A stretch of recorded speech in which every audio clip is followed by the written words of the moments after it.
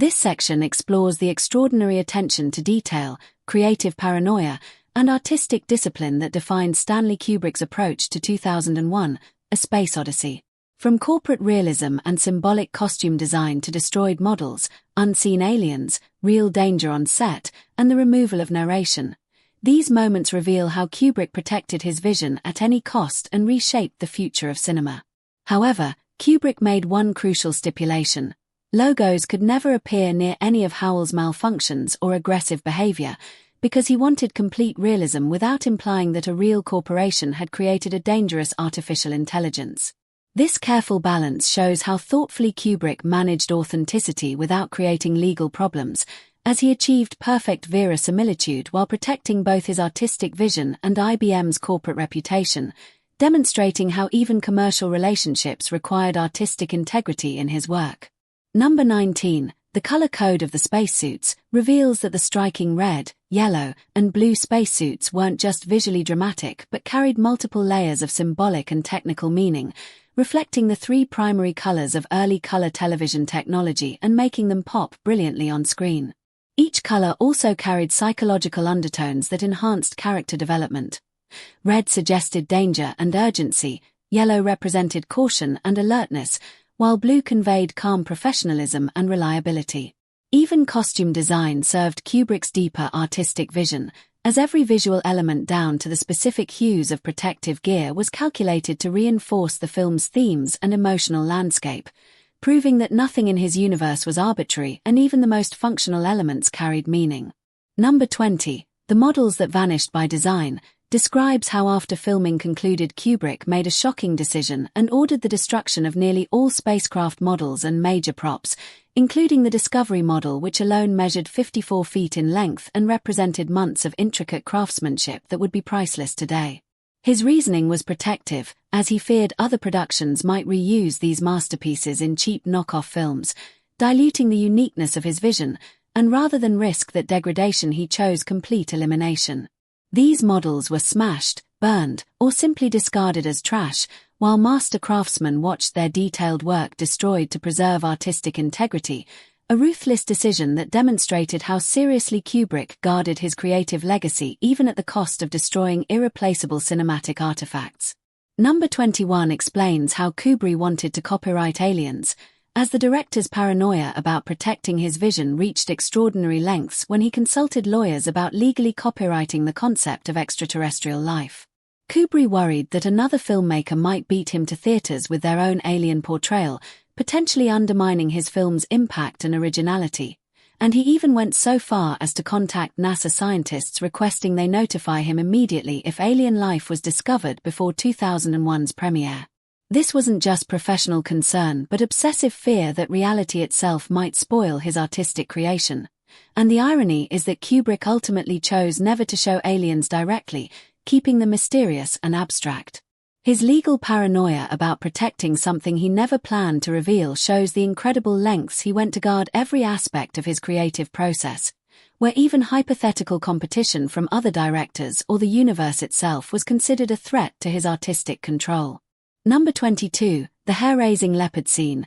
details one of the film's most dangerous moments involving a real leopard attacking a stuntman dressed as an early human ancestor, as the big cat wasn't animated or mechanical but a living predator carefully managed during the brief but crucial Dawn of Man sequence. A brave stuntman in a realistic ape costume had to lie motionless under the leopard while animal trainers watched nervously from just outside the camera frame, and although the shot was captured in mere seconds, it required extensive rehearsal under genuinely life-threatening conditions. This scene represents the extreme lengths Kubrick would go for authenticity even when it meant putting human lives at risk, and modern safety standards would never allow such a dangerous setup, making this footage a unique artifact from a time when filmmaking pushed boundaries that seem unthinkable today, with the brief attack sequence carrying real tension because the danger was absolutely genuine. Number 23, Nearly Got Overtaken by Reality, shows how Kubrick lived in constant fear that NASA's Apollo program would successfully land on the moon before his film reached theaters,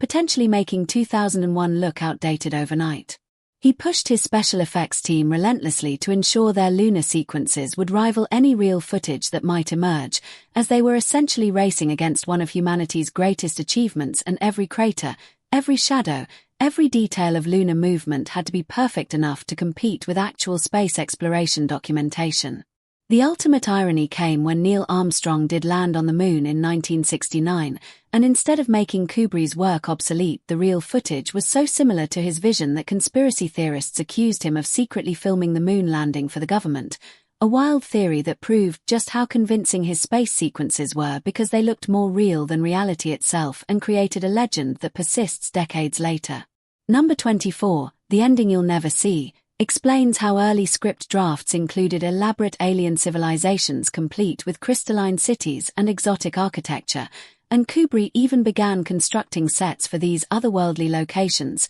spending considerable money on designs that audiences would never witness. As production progressed, he made a radical decision to scrap all literal alien imagery because he feared that any concrete depiction of extraterrestrial life would look fake or disappointing no matter how much money was spent on the effects, and instead he chose pure abstraction through Dave's transformation into the mysterious star child, leaving everything open to interpretation. By refusing to show aliens directly, he created something far more powerful than any special effect could achieve, as the invisible became infinite and audiences have debated the meaning for over 5 decades, proving that sometimes the most powerful images are the ones that exist only in viewers' imaginations, and that limitation can be the ultimate creative freedom. Number 25. The Narrator Who Disappeared, reveals that Kubrick originally filmed extensive documentary-style narration featuring real scientists explaining the story's scientific concepts and philosophical implications to guide audiences through the film's more challenging moments and provide clear exposition. During editing, he made a crucial decision to remove every trace of explanatory narration after realizing that explanation would destroy the mystery and wonder that made the film unique, reducing it to just another science fiction adventure with clear answers. By eliminating the narrator, Kubrick transformed 2001 from a story into an experience, from entertainment into art, forcing audiences to interpret rather than simply consume and creating personal relationships with the material that varied from viewer to viewer. This bold choice elevated cinema itself, proving that films could trust audiences to think, feel, and create their own meanings, and the silence became more eloquent than any words could have been. Ultimately, 2001, A Space Odyssey didn't just predict the future but actively shaped how we imagine tomorrow, from video calls that seemed impossible in 1968 to artificial intelligence that now surrounds our daily lives, while Kubrick proved that cinema could transcend entertainment to become genuine art, philosophy, and even prophecy wrapped in moving images. The film's influence extends far beyond science fiction by inspiring generations of filmmakers to push boundaries and trust audiences with complex, challenging material, as its visual language became the template for how we depict space travel, and its themes about technology, evolution, and human consciousness remain startlingly relevant. If you enjoyed uncovering these hidden secrets behind one of cinema's greatest achievements, smash that like button and subscribe for more deep dives into film history, and consider what you think the monolith truly represents: alien intervention, evolutionary catalyst, or something else entirely, and share your theories in the comments.